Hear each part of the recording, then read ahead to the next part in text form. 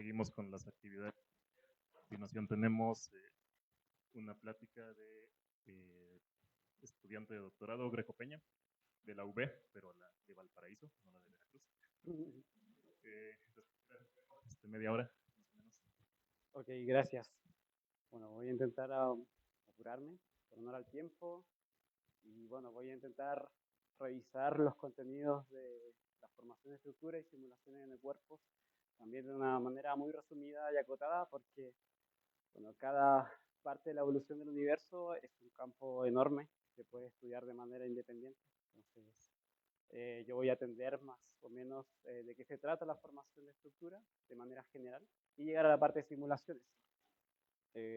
Bueno, antes que nada, gracias por la invitación al taller y por, bueno, por dejarme participar, ¿no? Entonces, se me olvidaba acomodarme esto. Aquí. Ok. Esto. Ok, entonces comenzamos con una brevísima historia del universo, en el que, bueno, este panel normalmente lo han visto muchas veces, quizás en otro formato, pero esencialmente dice lo mismo, que el universo comienza con una época inflacionaria, ¿cierto?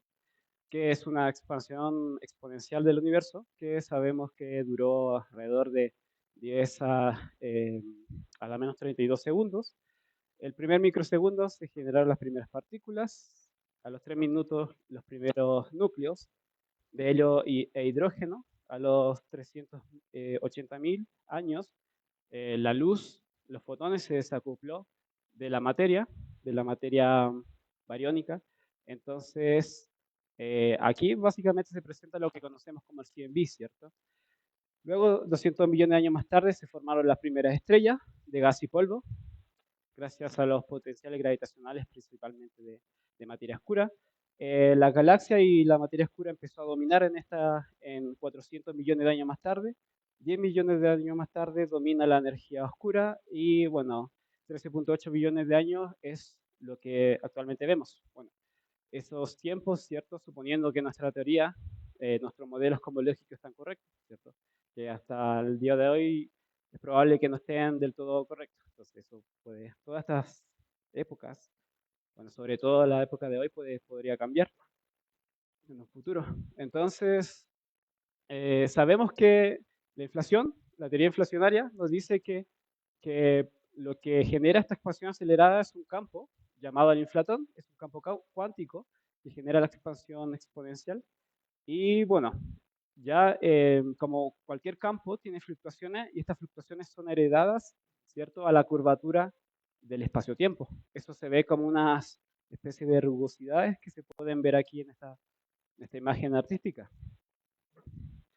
Luego, bueno, después de la época inflacionaria, cuando ya los campos de materia tienen materia o energía, entonces, y luego también de desacople de la luz, los fotones con la materia, los pozos gravitacionales, o sea, perdón, estas rugosidades se expanden con la época inflacionaria y luego estas fluctuaciones son amplificadas producto de la gravedad. La gravedad empieza, bueno, a hacer su trabajo, ¿cierto? Y se empieza a formar la estructura. Eso de manera resumida. Y bueno, estas semillas, las semillas que son las fluctuaciones primordiales que curvan el espacio-tiempo, la curvatura, que generan fluctuaciones en el espacio-tiempo, se pueden relacionar con la fluctuación de temperatura del CMB. ¿Okay? O sea, yo estudiando las fluctuaciones de temperatura puedo saber cómo fueron las fluctuaciones las fluctuaciones primordiales. Entonces, sabemos el CMB que estas fluctuaciones son muy pequeñas, la variación, o sea, la desviación de temperatura es pequeña y tiene un promedio de unos 3 kelvins, si no recuerdo mal. Y bueno, esta distribución ha sido medida y dice que es aproximadamente gaussiana, según, ¿qué cosa? Según, bueno, los modelos también inflacionarios más simples de un solo campo. Hay otros modelos que también pueden producir no gaussianidades, pero estas no gaussianidades, bueno, habría que medirlas con otras herramientas que actualmente se miden las desviaciones de la gaussianidad con herramientas estándar estadística, la función de correlación de 3 puntos, órdenes mayores, para determinar si es gaussiana o no gaussiana. Bueno, entonces, eso por esa parte. Entonces, pero normalmente las simulaciones cosmológicas asumen que las condiciones iniciales del universo tienen una distribución gaussiana y que probablemente si hay desviaciones son pequeñas, o si hay, habría que desarrollar herramientas para poder encontrarlas. Las fluctuaciones heredan sus propiedades a la estructura del universo, entonces la distribución y las amplitudes se amplifican, como dije, y entonces la homogeneidad está presente, o sea, vemos, o sea, en la parte que nos posicionamos en el universo, ¿cierto? Es de manera idéntica o medimos la misma cantidad de materia promedio, pero si vamos a escalas menores podemos ver que estas fluctuaciones eh, colapsaron y generaron estructura. Los componentes del universo, ¿cierto? Sabemos que principalmente está formado, bueno, dentro de los modelos actuales, de componentes oscuras, ¿cierto? El 95% es oscuro, o sea, energía oscura y materia oscura. Y el resto, el 5%, sería todo lo que conocemos, gas caliente, estrellas, gas frío, entre galaxias y un etcétera grande de otras cosas. Entonces, bueno, y la materia oscura, que son los andamios, los anfitriones de la formación de la estructura de la materia bariónica cuando colapsa. Entonces, en una galaxia se puede modelar como un halo, ¿cierto? Como una esfera. Y esto entonces nos da, como le decía, una especie de andamio, una especie de base donde se puede formar la materia y las galaxias. Esto es una representación artística de cómo se ve a grandes escalas. Y bueno, una de las cosas importantes de la estructura a gran escala es que se organiza de manera jerárquica. Comenzamos, no sé, de las cosas más pequeñas, que son la Tierra, el sistema solar, que colapsó de una nube de gas y polvo, ¿cierto? El medio interestelar, tenemos la Vía Láctea, tenemos el grupo local y tenemos luego los cúmulos y supercúmulos, ¿cierto? En los supercúmulos ya hablamos de la estructura del universo a gran escala y normalmente se representan como filamentos, que los vamos a ver más claramente en otras imágenes. Y el universo observable, ¿cierto? Se ve entonces la distribución de materia homogénea y isotrópica.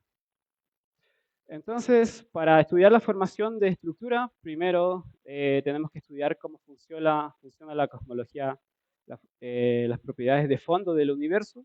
Entonces, Einstein con su tensor y, bueno, y sus ecuaciones de campo formularon la primera teoría de la gravedad que relaciona curvatura y materia y energía, diciendo que de alguna forma son equivalentes, ¿cierto? Y además, para una de las soluciones de las ecuaciones de Einstein son es la métrica, ya no recuerdo el primer nombre, pero FLRW, ¿cierto? Que nos dice que el universo es plano. El universo es plano, homogéneo e isotrópico. Cuando yo tomo esta métrica, yo puedo derivar las ecuaciones de Friedman del universo y además yo le agrego las componentes, ¿cierto? Dependiendo de las componentes que tiene el universo, es como va a evolucionar, y eso ya viene a ser el modelo. Tenemos las dos primeras ecuaciones ahí, y luego también tenemos una ecuación de estado que relaciona la presión con la densidad de cada una de estas especies que compone el universo. Luego de la conservación de la tensor de energía-momento, podemos derivar la ecuación de continuidad y podemos encontrar una relación que nos dice cómo evoluciona la densidad de cada especie en función del factor de escala, en función de la expansión del universo.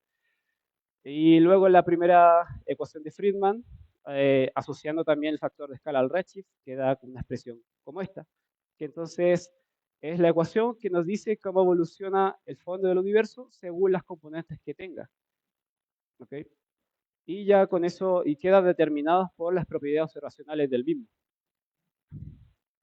Entonces, ya luego de estudiar el fondo del universo, podemos estudiar la inestabilidad o las fluctuaciones o las perturbaciones. Entonces, la inestabilidad de Jeans es una teoría que propone que un objeto, que es una esfera con cierta inhomogeneidad, de radio lambda en este caso, va a evolucionar si tiene una densidad, ¿cierto? Una fluctuación positiva mayor que 0, y va a evolucionar cuando la fuerza de gravedad sea mayor que la presión. ¿Ok?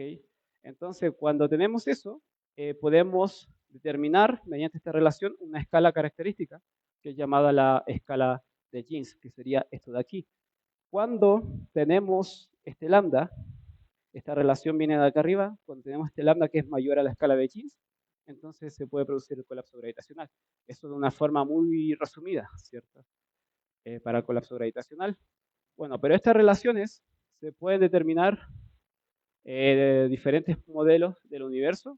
Por ejemplo, si consideramos una teoría newtoniana en un universo de polvo, una cosa importante, que la formación de estructura en el universo se estudia principalmente, no siempre, usando la teoría de Newton, porque es más fácil estudiar primero, es más intuitivo de entender, es más fácil de implementar en códigos en el cuerpo, y principalmente porque se puede estudiar muchas propiedades físicas también con la teoría de Newton. Pero también se utiliza la relatividad general, se perturba las ecuaciones de Einstein para poder estudiar la formación de estructura, según esta teoría de Einstein, ¿cierto? Para estudiar procesos físicos, que de hecho existen, y hay que estudiarlo de todas maneras. Pero principalmente esto es lo que se ha hecho hasta ahora con simulaciones de cuerpo. Y bueno, de hecho hay códigos que ya funcionan con relatividad general. Entonces, para comenzar, tenemos un set de ecuaciones que nos ayudan a determinar, que la idea de este set de ecuaciones podamos determinar cómo evolucionan las fluctuaciones de densidad principalmente en el universo. Tenemos la ecuación de continuidad, tenemos la ecuación de Euler, tenemos la ecuación de Poisson y la ecuación de conservación de la entropía.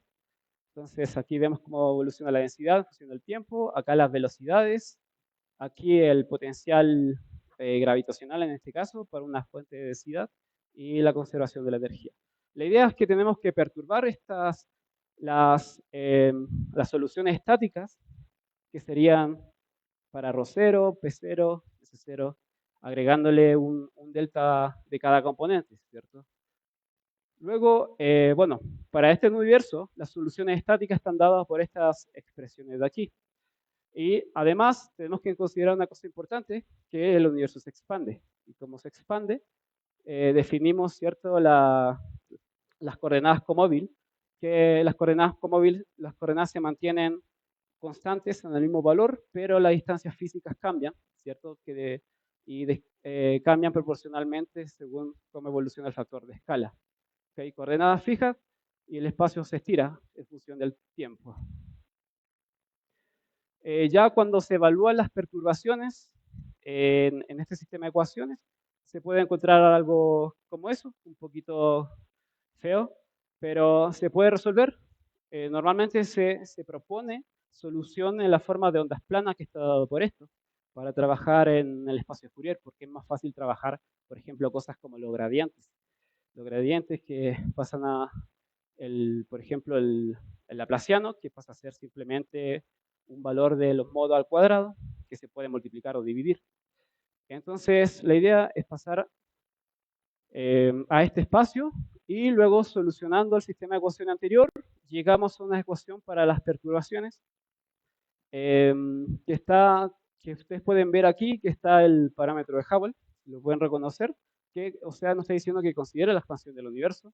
Hay un término también asociado a la velocidad del sonido y otro término asociado a la densidad, que tiene que ver con el colapso gravitacional. ¿Okay? Entonces, ¿cuándo ocurre colapso gravitacional? Cuando este término es mucho mayor que el de acá, principalmente. Normalmente esa ecuación se ocupa para...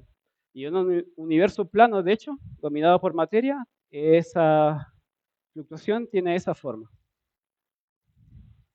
Entonces, teóricamente, lo que se hace para estudiar la formación de estructura es tomar principalmente esta ecuación, la misma que vimos anteriormente, pero sin la velocidad del sonido, con el término de la velocidad del sonido, o sea, estamos quitando presión, estamos despreciando la presión para que haya colapso gravitacional. Y luego tomamos una teoría que se llama la aproximación de Zeldovich, que la idea es que toma unas posiciones en el espacio euleriano y según unas posiciones iniciales, Q, en el espacio que se llama el espacio lagrangiano, multiplica por las perturbaciones y calcula el gradiente del potencial gravitacional en un estado inicial y he multiplicado todo por el factor de escala. Entonces, luego podemos encontrar una relación entre esta ecuación y la velocidad simplemente derivando y encontramos esta relación de acá, que el potencial gravitacional se relaciona también con las perturbaciones de densidad delta de esta forma. ¿Por qué? Porque esta es una cantidad adimensional. Estas son perturbaciones adimensionales. ¿Okay? Eso sale de la ecuación de Poisson, como dice ahí abajito. Y ya teóricamente se puede comparar los resultados con simulaciones de cuerpo. Por ejemplo, por si acaso, este contenido es del libro Cosmology de Peter Pohls y Francesco Luchin. Entonces, el gráfico de aquí corresponde a un campo de densidades determinado o construido por la aproximación de Zeldovich. Mientras que aquí a la izquierda podemos ver la formación de estructura por un código de N-cuerpos. ¿Okay? Si podemos ver aquí, es que acá la materia se ve más difusa, es porque la aproximación de Zeldovich es una aproximación lineal y no puede recuperar la formación de estructuras a escalas no lineales o a escala más pequeña que eso. De hecho, si se intenta, lo que se encuentra es que hay un problema que se llama el shell crossing, que cuando tenemos dos partículas en el espacio lagrangiano, en algún momento pueden juntarse y llegar a un solo punto donde la densidad se vuelve infinita, aparece una singularidad. Y este problema entonces no se puede manejar con esta aproximación. Hay sí métodos que intentan solucionar esto a través de elegir un rango, una escala mínima donde va a actuar la aproximación de Zeldovich. Esta es una aproximación a primer orden y se puede generalizar dentro de una teoría lagrangiana de perturbaciones. ¿Okay? ¿Eso por qué lo digo? Porque después voy a mencionar algo de las perturbaciones lagrangianas. Y entonces, para estudiar el régimen no lineal, principalmente se usan las simulaciones de N-cuerpos. Las simulaciones de cuerpos entonces son como el salvavidas que nos llega para poder entender cómo evoluciona esto. Ya no se utiliza la teoría, sino empezamos a ver el trabajo numérico. Y normalmente son cajas o cubos con n número de partículas que interactúan por la gravedad. Se toman condiciones de bordes periódicas para simular un universo infinito y además porque es más fácil resolver para la transformada de Fourier rápida, que es una de las necesidades para poder trabajar rápidamente con estos códigos. Bueno, al principio se comenzó proponiendo una suma directa de las interacciones de las partículas, de las fuerzas de las partículas, de dos partículas. Entonces, pero esto es altamente costoso y demandante y por tanto normalmente los métodos que se usan, los más usados, bueno, hasta donde yo sé, para reducir el tiempo de cálculo, son métodos que utilizan la discretización del espacio a través de grillas, una malla. ¿Okay? Y bueno, además de eso, utilizar grillas, hay incluso códigos más rápidos que son aproximativos, que aproximan entonces los cálculos incluso más, pero a costa de perder la resolución a escalas pequeñas. Algo similar a lo que ocurre con la teoría, pero incluso estas aproximaciones son mejores que la teoría en general. Para producir las condiciones iniciales, no sé cómo voy de tiempo, voy a intentar operar un poquito. Ok. Para producir las condiciones iniciales, entonces, las condiciones iniciales se entienden en simulación como posiciones y velocidades que se pueden utilizar para calcular densidades, fuerzas, etc. Normalmente se utiliza esta ecuación, ¿okay? Que viene de esta relación también del espectro de potencia, donde acá vemos un alfa, que es una constante, multiplicado por la escala, elevado a ns, que es el índice espectral, que esto es término normalmente es el espectro de potencia primordial, y se multiplica por una transfer function al cuadrado, que ya Luego le voy a explicar también más o menos de qué se trata esto. Y entonces las fluctuaciones pueden quedar determinadas, ya que el espectro de potencia se relaciona con las fluctuaciones en el espacio de Fourier, por esta expresión, donde si ven aquí, aparece un mu, y este mu está asociado con el ruido inicial. El ruido son números simplemente aleatorios que representan las perturbaciones primordiales del universo. ¿Okay? Solo perturbaciones primordiales, pero yo necesito posición y velocidades. Para obtener posición y velocidades, las perturbaciones primordiales, de las perturbaciones primordiales obtengo un campo de densidad. Del campo de densidad obtengo fuerza y de las fuerzas obtengo aceleración, velocidad y de la velocidad posiciones. ¿Okay? Normalmente las simulaciones se ven así cuando comienzan, una nube homogénea, más o menos homogénea isotrópica, y al momento de evolucionar colapsan y forman estructura. Eso era lo que íbamos a mencionar, que aunque la teoría de perturbaciones no explica bien el rango no lineal, se utiliza para estudiar, perdón, para darle las condiciones iniciales normalmente a las simulaciones. ¿Por qué? Porque como las condiciones iniciales no forman estructura, o sea, acá yo no tengo estructura no lineal, puedo modelar de una forma correcta utilizando la teoría de perturbaciones. Incluso se usa la Lagrangiana de dos orden, que es la que más he usado yo, y esta también, hasta el día de hoy. La transfer function, entonces, es un término que ayuda a determinar un espectro de potencia en cierto redshift, según el espectro de potencia primordial, como le mostraba anteriormente en esta ecuación. Entonces, esto es el término primordial, y este es el espectro de potencia a otra escala. Entonces, la idea es que la transfer function contiene la información física de los procesos desde donde comienza el espectro de potencia primordial hasta otro espectro de potencia. Ay, volví hacia el otro lado. Entonces, acá centrémonos solamente en lo que se usa actualmente, que es el cold dark matter y la materia bariónica, que es esto de aquí. Estos son modelos que normalmente ya se descartan porque tienen calor, y el calor genera presión y inhibe la formación de estructura. Entonces, se ha demostrado que estos no son muy buenos modelos, el cold dark matter sí.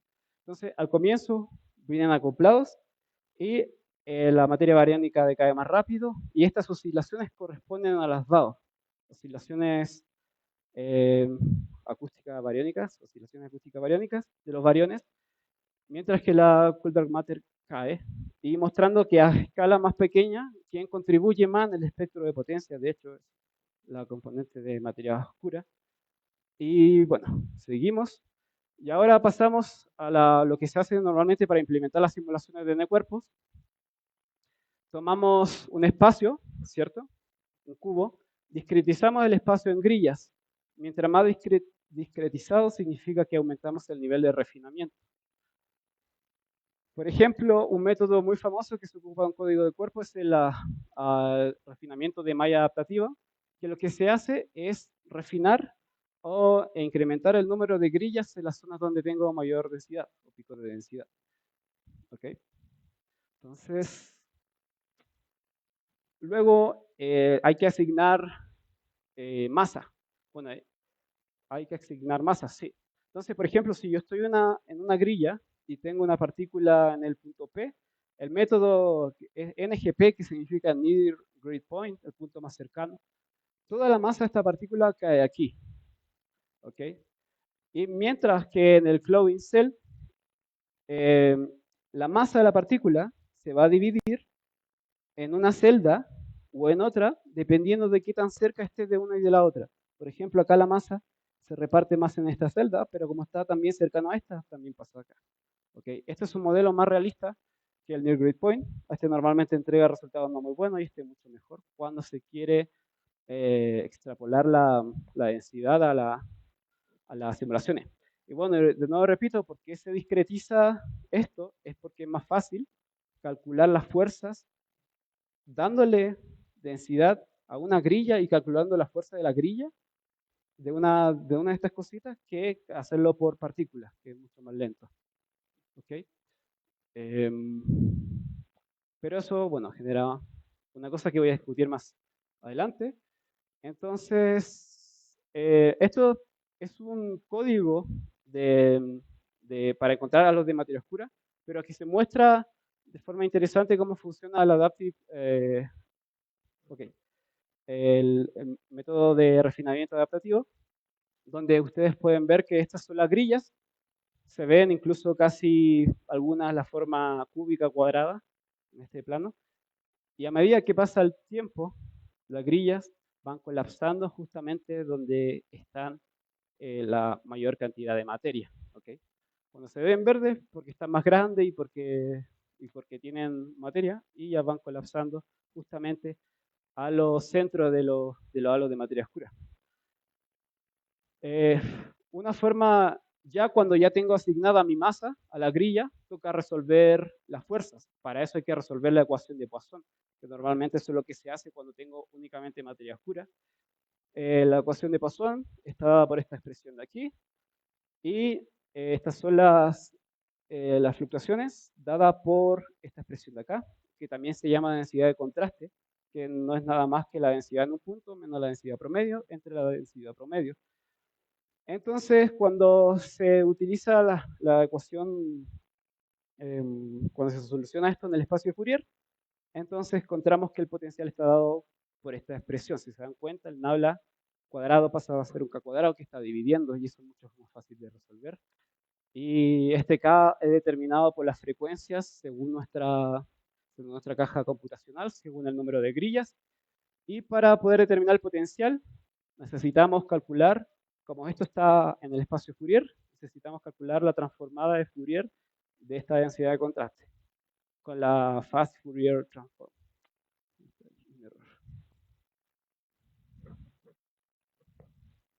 ¿Murió? Bueno. Entonces, ya cuando tengo las fuerzas, bueno, volvamos un poquito, tengo el potencial. Luego hay métodos numéricos también para derivar el potencial para encontrar las fuerzas. Ya con las fuerzas tengo, tengo la aceleración, velocidades y posición. ¿Ya? Y si hago esto en función del tiempo, puedo generar mi simulación, y así más o menos se ve una simulación. Aquí lo importante es que se supone que son las mismas imágenes, solamente con diferentes grosores. Se tomó un slice, un corte transversal, y acá se puede ver cómo se distribuye la materia oscura. Los puntos más brillantes es donde normalmente se juntan los cúmulos de galaxias. Acá se puede ver más claramente la estructura filamentaria, incluso aquí. Entonces, un resumen para realizar simulaciones de N-cuerpo. Para el método de grillas, es primero discretizar el espacio en grillas, asignar la masa según algún esquema de interpolación, por ejemplo el Claude-Ensel que discutimos recién. Resolvemos la ecuación de Poisson para el potencial gravitacional, calculamos la aceleración de cada partícula, pero aquí también hay que no olvidarse como que estas aceleraciones van a corresponder a una grilla. Hay que llevar estas aceleraciones o la fuerza a las posiciones de las partículas, y para eso se interpola inversamente, con el mismo método que se usó anteriormente de interpolación, para poder obtener la aceleración en cada posición y no en las grillas. Luego ya calculamos velocidades y posición. Y listo. Acá hay un ejemplo de una simulación que comienza a un redshift inicial igual de 30, comienza como una nube, ¿cierto? No se ve estructura claramente. Entonces luego pasa el tiempo y se empieza a formar la estructura y en forma de filamentos. Acá hay otra imagen de una de las simulaciones Millennium, que son simulaciones grandes que se ocupan para si uno no quiere hacer sus simulaciones, puede buscar simulaciones en internet y las va a encontrar y puede trabajar con eso. Hay mucha gente que lo hace así. Yo soy el que lo intenta hacer, pero es difícil muchas veces. Y aquí para terminar, estos son resultados de una estudiante, que es Isabel, estudiante de licenciatura, que es estudiante justamente de Javier, que muestra también la formación de estructura. Desde arriba hacia abajo nos dice que acá tenemos menos materia oscura y bueno, acá tenemos más materia oscura. Se ve que cuando no hay materia oscura la estructura no colapsa, y acá colapsa más y acá mucho más. ¿Ok? De izquierda a derecha es la variación de la constante de Hubble, pero como, bueno, como la variación es muy pequeña, acá no se alcanza a ver, es pequeña, no se alcanza tampoco a determinar claramente cuál es el efecto de la constante Hubble. Pero bueno, hay métodos para hacerlo. Y esto es simplemente un zoom de las simulaciones de acá, ¿ok? Para ver a escala más pequeña. Como les decía, hay códigos rápidos que no necesitan tanto cálculo, tanto tiempo para determinar la formación de estructura. Uno de ellos se llama el Epicola, que también ocupó la estudiante Isabel. Y acá se puede ver una de las cosas que tienen, la flexibilidad que tienen los códigos rápidos, que yo voy determinando el número de pasos para poder correr mi simulación. Las simulaciones de cuerpo completo normalmente no lo tienen, se calcula hasta que es determinado por el redshift, de hecho, a cuál yo quiero llegar. Si quiero llegar hasta el presente, Z0, o épocas más pasadas. Entonces se ve que al aumentar el número de pasos, mejora el espectro de potencia, que quiere decir que en escalas no lineales, escalas pequeñas, la formación de estructura se corrige. ¿Okay? Y bueno, eso es todo. Gracias por la atención.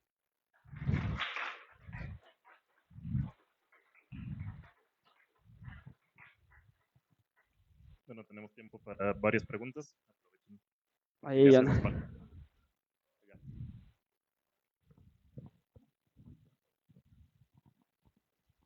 Gracias por la plática, estuvo muy interesante.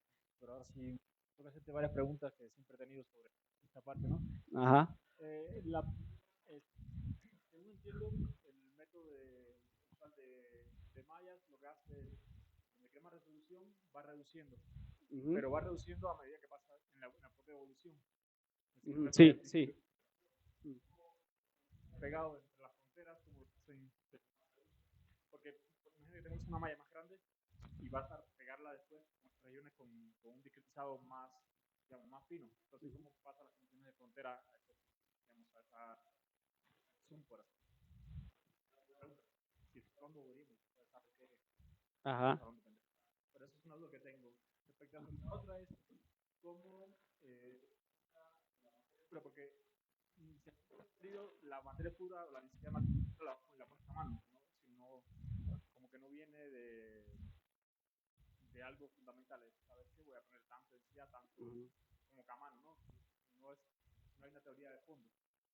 Y la tercera, que se me está olvidando, pero okay. Y la tercera pregunta venía esta parte. Los métodos que tengo entendido, los códigos actuales, lo que ya no usan métodos espectrales para hacer la parte espacial y longitud para la temporal. ¿Eso trae alguna ventaja? ¿Los qué? Actuales, digamos, los más actuales, lo que usan es para tratar el espacio, la parte espacial, usan métodos espectrales, y la evolución en el espacio. ¿El espectro de potencia te refieres? No, perdón. Cuando resuelves numéricamente, tú vas a tener. Ok, el espacio de Fourier te refieres. Exacto, entonces lo tratan con métodos espectrales. Pero ahí hay un problema. Que normalmente cuando resuelves una ecuación por la propia ecuación de Poisson, lo que ocultas es que cuando resuelves estás imponiendo condiciones homogéneas en la frontera. Y aquí queda muy claro que se cumpla eso. Porque es cierto si no estoy muy seguro de ello. Hay un feedback. Ajá. Entonces, mi duda es más en la implementación, ¿no? También Francia está hablando actualmente. La primera no te la puedo responder con certeza porque yo he trabajado con códigos principalmente rápidos que lo que hacen es usar una grilla fija. ¿Okay? En las fronteras sí se utiliza un método de condiciones de bordes periódicos que lo que hace es que si una partícula sale de un lado, entra por el otro. ¿Okay? En el tema de refinamiento adaptativo, creo que sí hay algunas consideraciones para cuando se hace eso, que la verdad no conozco bien el detalle. La segunda pregunta sobre materia oscura sí, se mete a mano principalmente, o sea, se dice ya que alguna teoría, las observaciones nos dicen que tenemos tanto de materia oscura, entonces eso nosotros lo introducimos de esa forma. Y queda determinado según la densidad, ¿cierto? Según el tamaño de la caja y según el número de partículas, cada partícula va a representar una partícula, bueno, de materia oscura con cierta masa. Y la otra sobre los métodos de Fourier, eh, bueno, sí, también se hace, como te respondía, en las condiciones de bordes periódicas, eh, pero ya luego, como esas consideraciones están dentro del espacio real, ya luego tú calculas la transformada de Fourier y ya no tienes que considerar otras cosas ahí. Porque, o sea, lo que pasa es que, a ver, el proceso sería el siguiente. Calcula las fuerzas, hay partículas que salen de la caja, ¿cierto? Bueno, calcula las fuerzas, con eso primero tú lo haces en el espacio de Fourier, pasas estas fuerzas al espacio real y estas fuerzas pueden empujar a las partículas fuera de la caja. Pero ya cuando están en el espacio real, vuelven a entrar por el método, por la condición de borde periódica. Al menos en los bordes de la caja. No sé si eso tenía que ver con tu...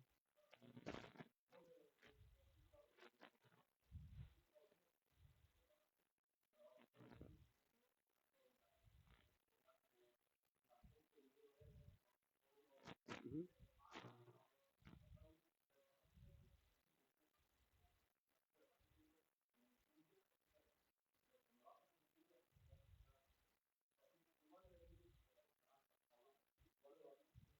Ajá, sí. De nada. Gracias. ¿Alguna otra pregunta? Todas las que quieran. A ver, acá hay una. Hola, yo te quería preguntar, por lo que entendí, todo esto que nos estás platicando está como muy enfocado en la parte de asumir que existe un Big Bang. O sea, hace que qué pasaría si en realidad la teoría del Big Bang no fuera la correcta, hablando desde el punto de vista cosmológico, Ujú. y tuviéramos otro tipo de modelo. ¿Cómo Ajá. cambiaría esta parte de Las nuestro trabajo? simulaciones. Sí, yo creo que cambiaría principalmente en cómo se determinan las condiciones iniciales. ¿Ok?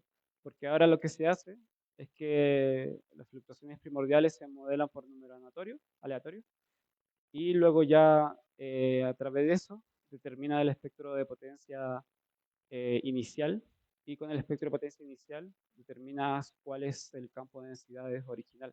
Entonces, por ejemplo, para darte un ejemplo, un modelo inflacionario que, por ejemplo, te diga que las perturbaciones primordiales no tienen una distribución gaussiana, sino no gaussiana, ya no puedes usar el espectro de potencia para generar tu campo de densidades inicial, porque, porque las no gaussianidades nos explican completamente, toda la información no está dentro del espectro de potencia, entonces puedes usar otras funciones de correlación de orden más alto. Entonces, de alguna forma, habría que considerar cuál es el impacto en las condiciones iniciales, según la teoría que esté proponiendo, y, y según eso determinar cuál es la mejor forma de extraer esa información para poder pasarla a tu campo de densidad inicial y para poder correr el código. Okay. Y bueno, otra pregunta relacionada, ¿qué pasa si, bueno, no sé, si sí existe el Big Bang, pero no necesitamos de inflación, no creemos en el modelo estándar de cosmología, sino puede ser que la energía oscura, por ejemplo, sea dinámica y de alguna manera no necesitemos ese proceso inflacionario al inicio del universo, aunque sí existe el Big Bang? Sí podría ser posible hacer todo este trabajo también. Sí, también, o sea, lo que te dice la inflación principalmente es cómo deberían ser las perturbaciones primordiales, la distribución de las perturbaciones primordiales. Entonces, si no hubiese eso, habría que explicarlas de otra forma. O, por ejemplo, hacer lo que se hacen también, toman el CMB, intentan determinar cuál es la distribución más que se ajusta mejor a las fluctuaciones del CMB, y eso lo relacionan con las perturbaciones primordiales, y de ahí como que... Gracias. ¿Más preguntas?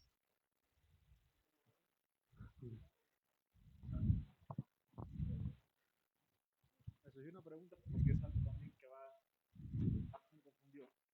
El modelo Big Bang es una receta con varias cosas, varios ingredientes, inflación, velocidad general, etc. piensa que no existió el Big Bang, ¿a qué sentido iba tu respuesta? O sea, ¿a qué se refirieron? Porque para mí se está refiriendo a la inflación, porque lo único que necesitas para hacer la simulación es lo que te da inflación, usar como condición inicial las perturbaciones de inflación. Ajá. Entonces, ahí me entró una duda, ¿no? Porque pensé que estabas hablando cuando decías Big Bang. Bueno, es para los dos, ¿no? Cuando decías Big Bang te referías a inflación, pero ahora no.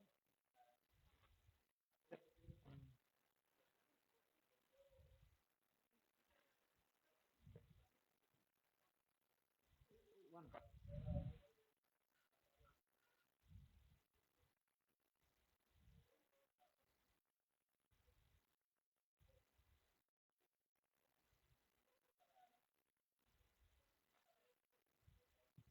de, de,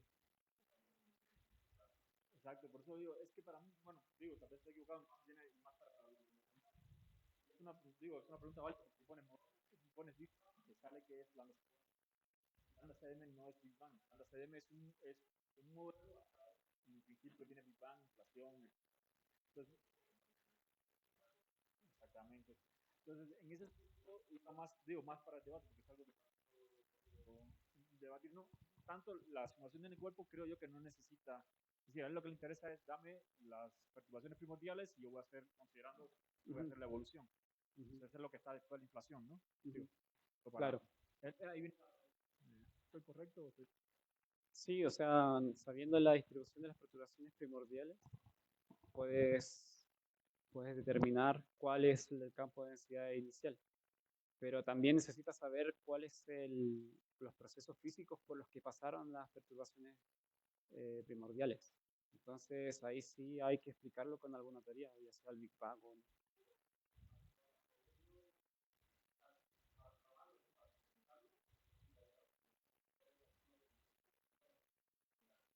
Sí, sí, sí. Sí, las condiciones iniciales van a estar determinadas por tu teoría, por tu modelo, y ya eso es lo que usas para las simulaciones. Sí. ¿Más Nada, preguntas por acá? No, todas las preguntas que quieran, ¿eh? Aquí la idea es que se discuta ampliamente hasta que Coco se canse. Ya me ¿Más cansé. preguntas?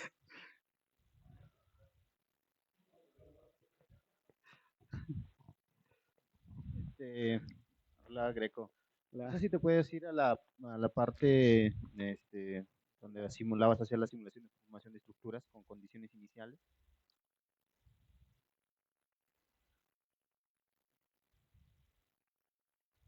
Ahí, ¿Aquí? ¿verdad? Ahí mencionabas, no sé si entendí bien, que se tomaba en cuenta fluctuaciones cuánticas al inicio. Ajá.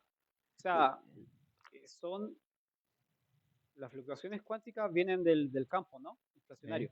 Estas son transmitidas al campo de curvatura. Y el campo de curvatura en las simulaciones son representadas por números aleatorios. Y esa distribución es la distribución de los valores de las perturbaciones primordiales de la curvatura. Ok, ¿y dónde es ahí donde está con Es mu. qué forma tiene ese mu que depende de ese K? Depende de tu teoría, si la teoría va a tener una distribución gaussiana o no gaussiana. Ah, ok. ¿Y normalmente en qué se basan para elegir cuál es la forma más adecuada para esa El, función? ¿Tienen um, no sé, alguna receta para la elección de ese parámetro? depende, por ejemplo, si inflación de un solo campo te va a dar cercano a la gaussiana. Si inflación de más campos, ahí yo trabajo con una distribución que es una gaussiana que tiene unas oscilaciones. Y porque hay una interacción entre otros campos, un campo de la acción que se acopla a la curvatura y la acción tiene su propio potencial, un potencial sinusoidal y pasa esas propiedades a la curvatura y se hereda esta forma sinusoidal en la distribución de, de las perturbaciones primordiales. Como decía, otra forma sería estudiar cuál sería exactamente la distribución de las fluctuaciones del CMB, porque también se pueden relacionar con las perturbaciones primordiales. Y hay métodos estadísticos que lo hacen. Por ejemplo, se usa el biespectro, que estudia la asimetría de una distribución. Pero hay teorías que dicen que puede que incluso hayan distribuciones más complejas, puede que el bispectro no sea la forma correcta de parametrizar estas desviaciones del CMB, entonces también se intenta hacer con el triespectro, que es la función de correlación de 4 puntos en el espacio Fourier, y así. Hasta ahí llega mi entendimiento, no sé si habrán otros métodos, deben haber otros métodos también para determinar la distribución. Bueno, sí, yo tampoco, mi conocimiento tampoco no, por eso era mi duda ahí, ¿no? Ujú. Pero bueno, aquí es un poco, mi pregunta de repente no va a ser muy, muy específica, pero esas distribuciones que hablas, y supongo que son para sistemas en equilibrio, esas fluctuaciones las están tomando como si fueran para sistemas en equilibrio. No sabes, no has escuchado si hay trabajos en los que tomen en cuenta distribuciones, pero para sistemas fuera de equilibrio, estas Ah, fluctuaciones cuánticas. sí, ¿equilibrio a qué te refieres? Por ejemplo, la distribución gaussiana normalmente te lleva a una distribución, a un sistema en equilibrio, ¿no? Por ejemplo, un equilibrio termodinámico, ¿no? Ok. O Sí, sea, ¿se refiere al equilibrio de los campos de densidades? O sea, sí, sí, sí, exactamente. algo que no pudiese colapsar, dices. Mm, podría, sí, sí, sí, sí. Eso, a eso me referiría. Ajá. Al final, entiendo que si una distribución es gaussiana, no necesariamente vas a tener algo que no colapse, que esté en equilibrio de fuerzas, por ejemplo, porque al final de cuentas, si todos los valores estarían cercanos al promedio, sí, pero como tienes valores hacia el lado derecho e izquierda de tu distribución, eso genera, digamos, la inestabilidad inicial. Ujú. Gracias. Ujú. ¿Alguna otra pregunta?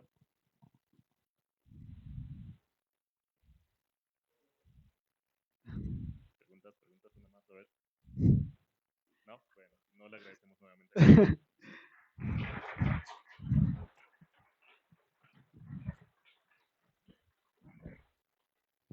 Tomamos otros 5 minutos para desentumirnos y en lo que instalamos la siguiente presentación.